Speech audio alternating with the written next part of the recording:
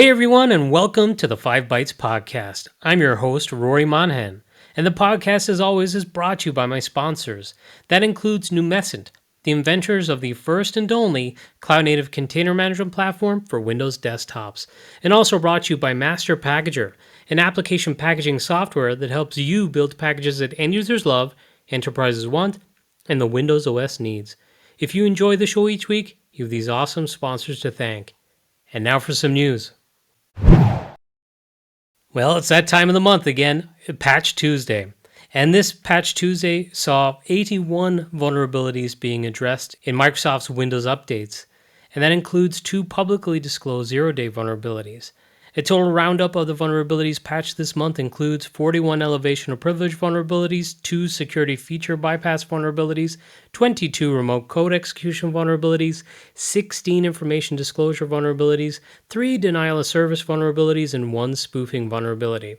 The 2 publicly disclosed zero-day vulnerabilities includes CVE-2025-55234, and this is a Windows SMB elevation of privilege vulnerability. And this one has been exploited through relay attacks according to Microsoft's advisory. Microsoft stated that Windows already includes settings to harden the SMB server against relay attacks, such as those being experienced through this vulnerability, including enabling SMB server signing and SMB server extended protection for authentication. However, according to bleepycomputer.com, enabling these features could cause compatibility issues with older devices and implementations. Microsoft recommends that admins enable auditing on SMB servers to determine if they will encounter any issues when those hardening security features are fully enforced. As part of the Windows updates released on or after September 9th, 2025, i.e. this month's Patch Tuesday Windows updates, support is enabled for auditing SMB client compatibility for SMB server signing as well as SMB server EPA. Microsoft has not attributed the flaw to any researchers, and it's unclear where it was disclosed. The other zero-day appears to be CVE-2024-21907, which is interesting because it was first published in 2024 on MITRE. And this one is improper handling of exceptional conditions in Newtonsoft.json. They said that crafted data that is passed to the JSON convert.deserialize object method may trigger a Stack Overflow exception resulting in denial of service. Depending on the usage of the library, an unauthenticated and remote attacker may be able to cause the denial of service condition. So it's a rough one because it doesn't require authentication for cyber gangs to leverage. And while denial of service can certainly be devastating for organizations and for vendors alike, to me, at least, it's a little less worrying than the elevation or privilege vulnerability I just talked about. But regardless, it is not to be slept on. Patch early, patch often, and as usual, I'm sure over the next few weeks, reports of issues experienced after installing this month's Windows updates will start to appear, and I'll report those on the next few episodes. And also, of course, as usual, other vendors in this space have also deployed or made available their own version updates and security fixes, such as the likes of Adobe, Cisco, and more. Bleepycomputer.com has reported that Microsoft is saying that the August 2025 security updates are triggering unexpected UAC prompts and app installation issues for non-admin users across all supported Windows versions. This known issue is caused by a security patch that addresses CVE-2025-50173, which is a Windows installer privilege escalation vulnerability, which can allow authenticated attackers to gain system privileges due to a weak authentication issue. It appears in order to address the security vulnerability, the update puts in place a requirement for MSI repairs to require elevation. Microsoft is working to address this known issue by allowing IT admins to enable specific apps to perform MSI repair operations without requiring UAC prompts, and a fix should be released with the new batch of Windows updates. Now, being honest, I have not checked to see that that is true, and if you listen to all episodes of the podcast, I think it was 2 episodes ago, this was actually being reported by Autodesk. So some of the Autodesk products were receiving or throwing this prompt or a similar prompt, and it seemed like it was unique just to them, but this appears not to be the case, and that is affecting applications more widely. Another way to work around this is to have users run apps. They use Windows Installer as an administrator, I guess, rather than configuration manager using something like system context, which this that's not much of a workaround because most enterprises are doing system context. Interestingly, Microsoft said that they found no connection between the August 2025 security updates and reports of failures and data corruption issues impacting SSDs and HDDs, which is something I also covered on 2 previous episodes of the podcast.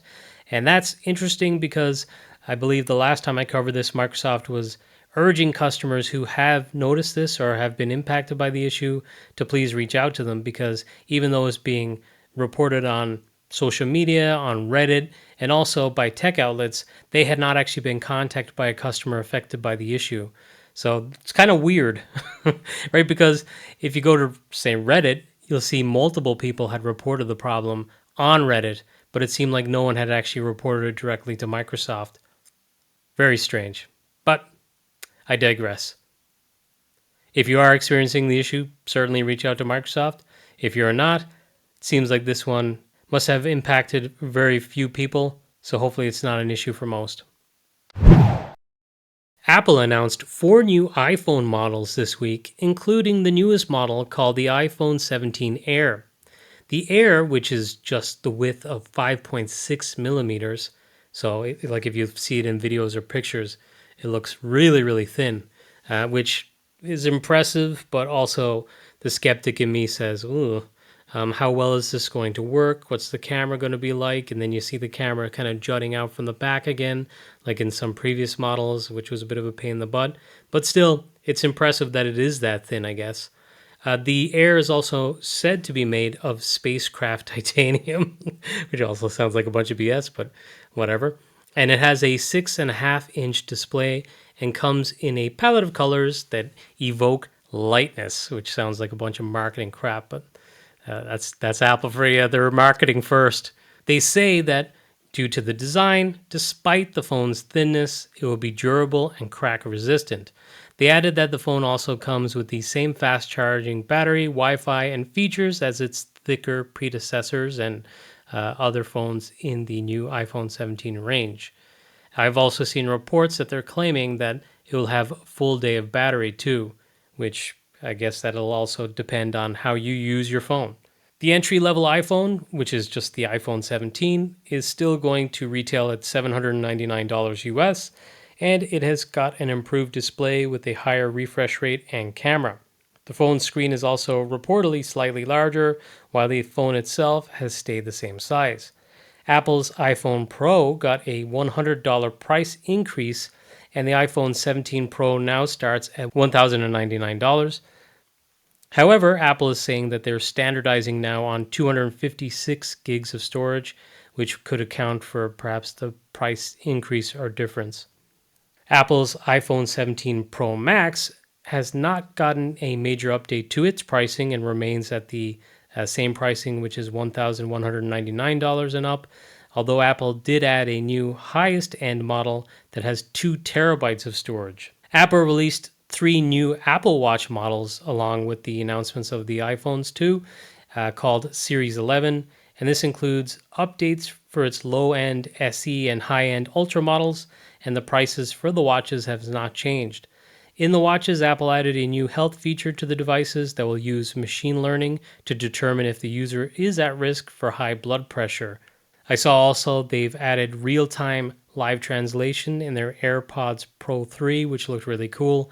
And I guess the AirPods are also going to do some heart rate detection as well. So it didn't sound like it's going to be blood pressure, because I don't think you could do that from the ear, but it might be able to track like your beats per minute while exercising. And apparently the design has changed where the AirPods are smaller than previous models, so they'll fit in the ear better, and they're going to be more resistant to things like sweat, so they'll be better equipped for those who wear them while exercising. So to me, somewhat underwhelming, although I really like the real-time live translation in the AirPods Pro 3, because a lot of people do use the AirPod Pros for calls, so that's going to be something that's cool to those people who do use them for work calls and work across different regions. The thinness of the new iPhone is pretty impressive. And the high blood pressure detection in the Apple Watch is pretty cool too. So I wouldn't be, I guess, blown away by the announcements, but they're not underwhelming either. There's enough in there to be of interest. I don't think I'd rush out and update an iPhone if I had one, or a watch either, but hey, iterative steps, I guess. I saw a post on slash.org recently stating that Tesco is suing Broadcom and reseller Computacenter for at least $134 million, claiming that VMware's perpetual license support agreements were breached after Broadcom's acquisition. Tesco warned that it may not be able to put food on the shelves if the situation goes pear-shaped, according to the Register, which is a pretty drastic statement for a large chain of grocery stores. And court documents seen by the Register assert that in January 2021, Tesco acquired perpetual licenses for VMware's vSphere Foundation and Cloud Foundation, plus subscriptions to Verzilla's Tanzu products, and agreed a contract for support services and software upgrades that run until 2026. Tesco claims VMware also agreed to give it an option to extend support services for an additional 4 years. All of this obviously happened before Broadcom acquired VMware and stopped selling support services for software sold under perpetual licenses.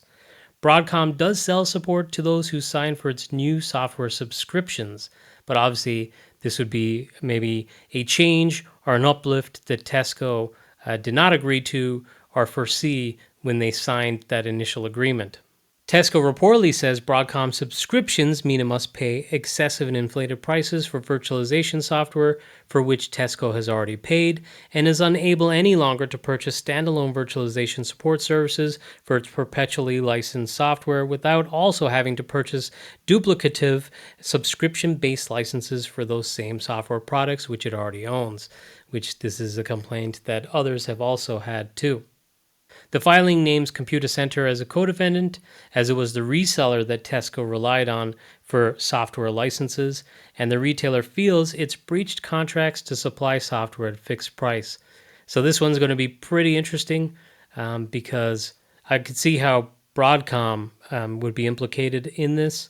I don't know if that 4-year extension is something that's in a written contract. If it is, I'd imagine Tesco has a very strong case. But I feel a little bit bad for Computacenter. I wonder if they're one of the resellers or partners of VMware that continues to be a partner, because one of the things that happened after Broadcom acquired VMware, or at least was reported, a lot of the UK and Ireland partners who were on the lower end of the scale seem to be kind of walked off the plank.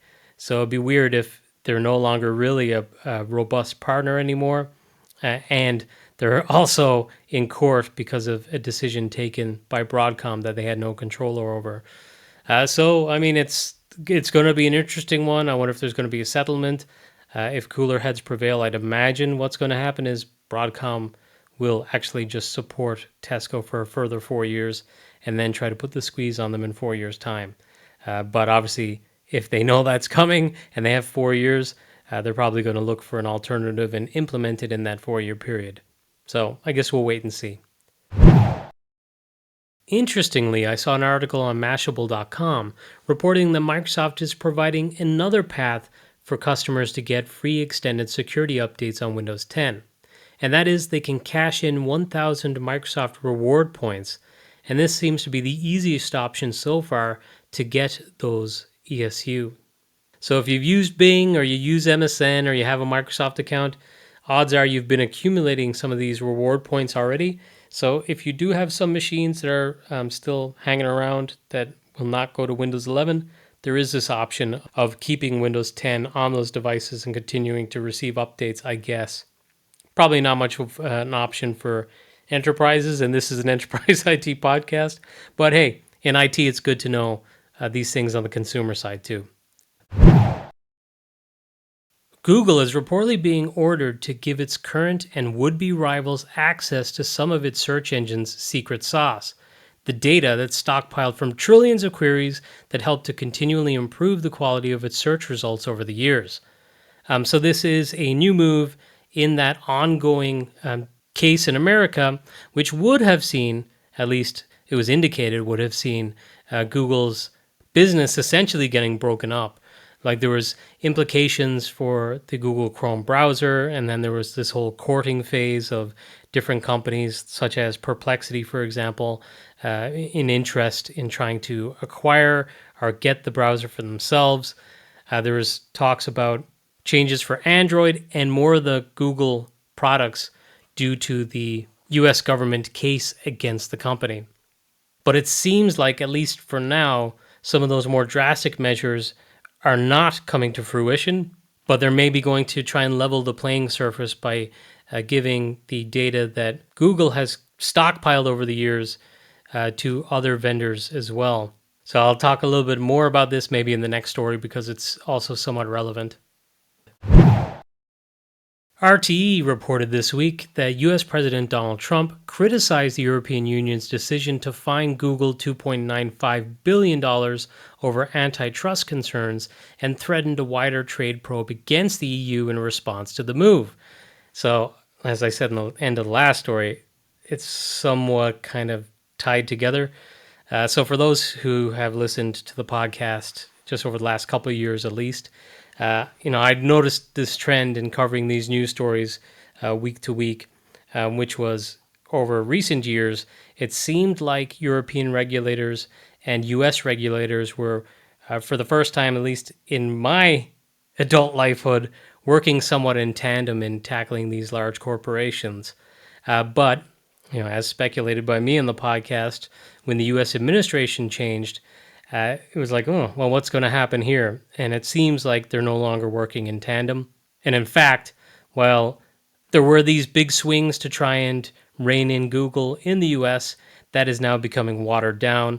And it'll be interesting to see, I guess, if the data that Google has compiled over the years is shared just with the US competitors or vendors, or if it'll be shared outside the US. My guess is it's going to be with US companies only.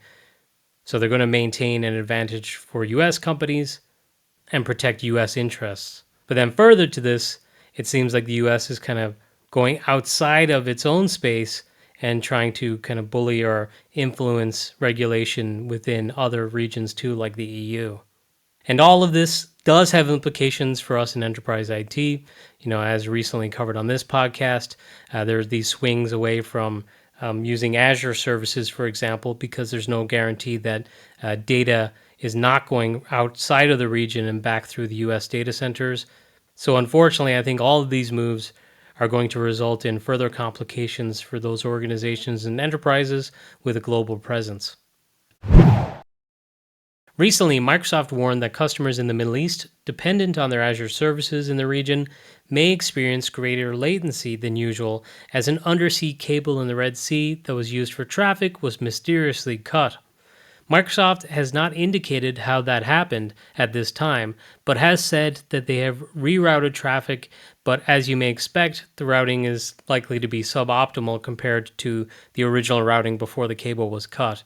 And this is, it seems like, affecting mostly those in the United Arab Emirates, but also, I'm sure, others in the Middle East as well.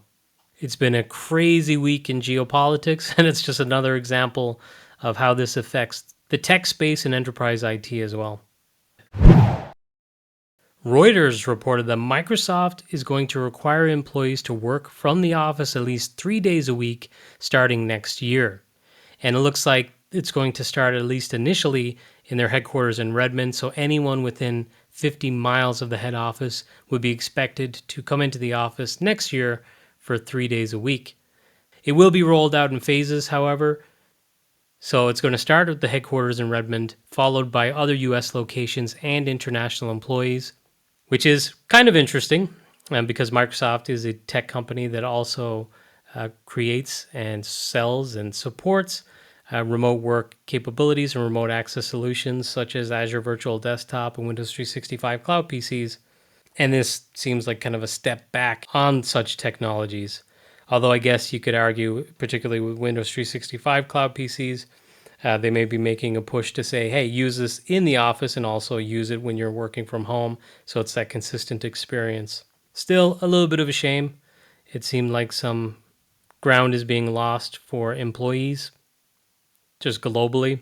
Many studies have shown that productivity is actually boosted for those working from home.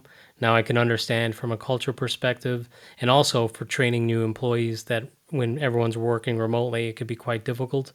So I'm kind of in two worlds or two notions on this, but mostly I think it sucks that this is kind of being taken away from people because it is going to have an impact on quality of life for those working. I saw Swift on Security, which is still a good follow over on Blue Sky for those who followed over on Twitter, was sharing an article and also kind of opining with their own opinion on the matter, basically suggesting or reporting that some administrators, particularly those younger and entry level, are becoming overly dependent on things like ChatGPT for troubleshooting problems. And yeah, I think I shared on a previous episode of the podcast that I was trying to set something up on a Raspberry Pi at home, and I was just like, let's see what ChatGPT says. Like if I give it articles or links to resources that I would use to do it myself manually, let's see what it does in helping me to figure out what steps I should take in order to set up what I wanted to set up. And it sent me the completely wrong path, and I ended up having to just scrap things and do it myself manually. So it was completely wasted time and wasted effort. So I could see how this could cause major problems. Like if someone has no real understanding of a product or a service or whatever is being implemented in an organization and they're troubleshooting using ChatGPT, things could go very wrong very fast, and they may actually do something that impacts productivity or affects the entire organization, possibly causing a complete outage. So yeah, there's a definite need to apply critical thinking and not just becoming over-reliant on something like ChatGPT for troubleshooting and implementing software in an enterprise. So be warned, people out there. Anthropic has reached a $1.5 billion settlement with a group of authors for accessing their books illegally. The settlement is extremely notable as the court filing states it's the largest publicly reported copyright recovery in history. As part of the settlement, Anthropic has agreed to pay $3,000 per book plus interest.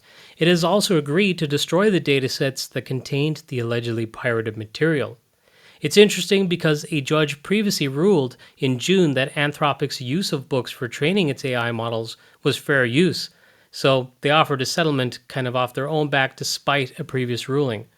The settlement will be a warning to other AI companies, according to neowin.net, that are alleged to have been taking copyrighted works from pirated sites.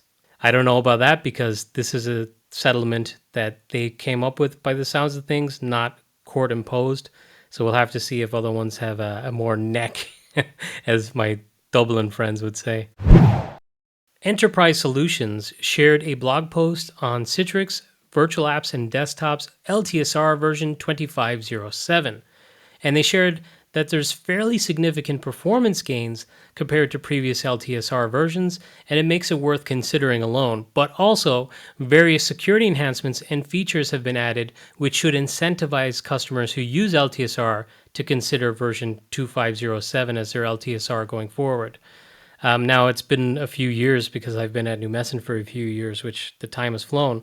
But it's been a few years since I've worked directly in a Citrix environment. And I think I shared on a previous episode of the podcast that my approach to LTSR was I don't necessarily take every single update unless there's like an issue that I'm facing in my current version that has been addressed in a future update. But if there is significant performance increases, that alone would be enough for me to consider making that switch, and it may be for you too. And I'll share a link to the Enterprise Solutions blog post that covers this LTSR version with this episode, which is episode 403, and you'll find that over at 5bytespodcast.com.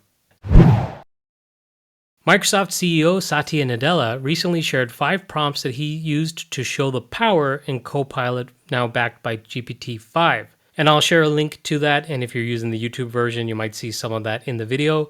But then he subsequently, just a few days ago, shared some feedback that he received on his post and some other recommended prompts and use cases. So if you're skeptical of GPT-5 and you want to see if it is somewhat useful to you, maybe this is some good guidelines and prompts that you can use to see if it's worth the squeeze. In a more fun story, I guess, not really enterprise IT related at all, Microsoft engineer Dave Plummer shared a little bit of insight into everyone's favorite pinball game from Windows XP. That's the 3D pinball game for Windows that came within the operating system. It's ever popular and still beloved. But he shared that the game engine developed by him actually had a bug in that it would draw frames as fast as it could. At the time, the game was being coded on an MIPS R4000 processor running at a mighty 200 megahertz, which resulted in the game running at 60 to 90 frames per second, a speed Plummer judged as plenty for a game like that. But he shared that on Windows NT systems, due to a bug, it was running at up to 5,000, or attempting, I'd imagine, running at an attempted 5,000 frames per second. So, hey, PlayStation 5 and Xbox Series X, take that, eat your heart out. Obviously, that being a bug, you wouldn't want a game like that, a small little innocent game in the operating system, to just start chewing everything that it can within the system. But yeah, I thought that was a nice little insight into what can go wrong in something so innocuous. In extremely sad news, unfortunately, someone in our space, Andreas van Winkelden, passed away this week. And I could see from several of the posts, particularly on LinkedIn, that he was beloved from coworkers, both from his time at Citrix. I saw some of his Citrix colleagues sharing their experience and affection for him, and also at his most recent employer, Liquidware. Although I did not know him personally, I saw Andreas at several different community events, and I'd like to give my condolences to his family, his friends, and everyone he worked with and everyone who loved him. Rest in peace. But now this episode's scripts, tricks, and tips. First up this week, I saw that OpenAI has released their own new GPT-5 prompting guide for coding. So if you use ChatGPT for coding purposes, you may want to check out some of the advice around GPT-5, which, as reported on previous episodes of the podcast, has been getting some criticism. So it might be interesting to see how they recommend using it for this task. Finally, for this week, I was delighted to appear as a guest on the Diary of a SysAdmin podcast with host Fabian Rodriguez. I covered a whole set of topics in that interview, including AI, which of course you can't avoid, and also this podcast as well. So if you'd like to check out that episode, I'll share a link to that so you can do so. But other more notable guests have also appeared on Diary of a SysAdmin. So in general, just, subscribe and check out the episodes for yourself. But that's it for this episode of the podcast. Thank you so much for listening.